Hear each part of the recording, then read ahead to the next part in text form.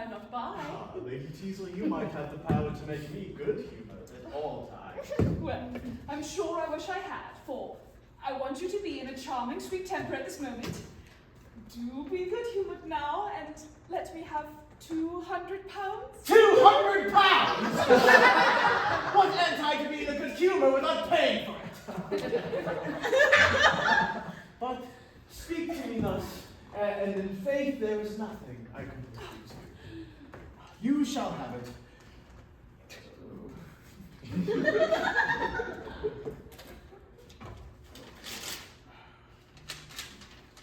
But seal me a bond for the repayment?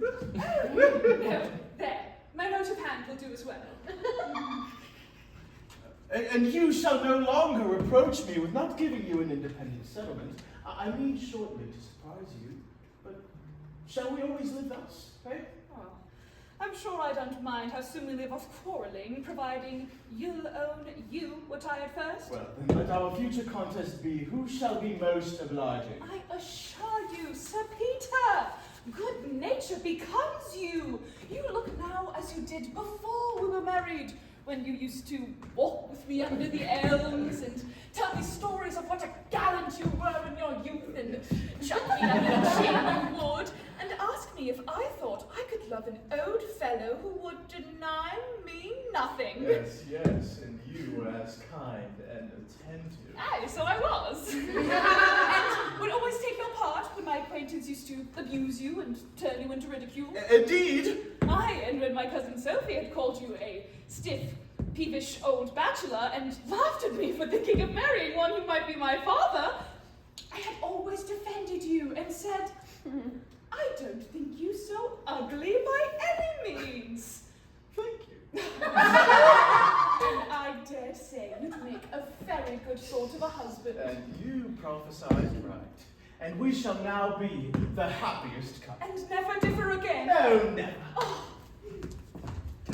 Though, at the same time, indeed, my dear Lady Teazle, you must watch your temper very seriously. For in all our little quarrels, if you recollect, my love, you always began first. I beg your pardon, my dear Sir Peter.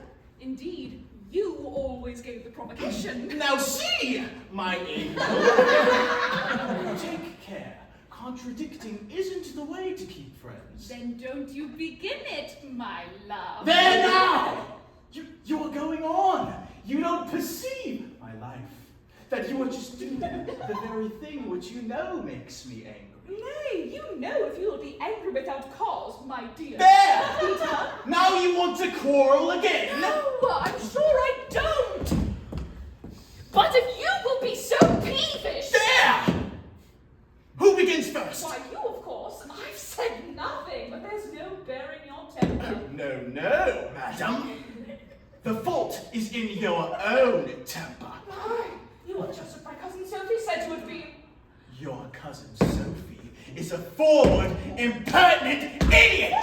You are a great bear, I'm sure, to abuse my relations. Now may all the plagues of marriage be doubled on me if ever I try to be friends with you anymore. So much the better. No, madam. 'Tis evident you never cared a pin for me. And I was a madman to marry you. A pert, rural coquette who had refused half the honest squires in the neighborhood. And I'm sure I was a fool to marry you, an old, dangling bachelor who was single at 50 only because he could never meet with anyone who would have him. Aye, madam. But you were pleased enough to listen to me. You never had such an offer before. No, didn't I refuse Sir Tivy Terrier, who everybody said would have been a better match, for his estate is just as good as yours, and he has broke his neck since we've been married. I have done with you, madam! You are unfeeling, ungrateful! But there is an end of everything. I believe you capable of everything that is bad. Yes, madam. I now believe the reports relative to you and Charles, madam. Yes, I now believe that you and Charles are not within ground. Take care, Sir Peter. You had better not insinuate any such thing. I'll not be suspected without cause, I promise you. Very well, madam. A separate maintenance as soon as you please. Oh yes, or divorce. I'll make an example of myself for the benefit of all old bachelors.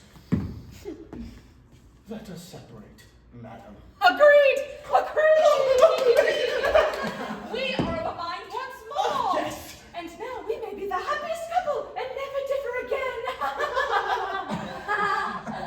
Well, I am sure you are going to be in a passion, and I shall only interrupt you. So, bye-bye.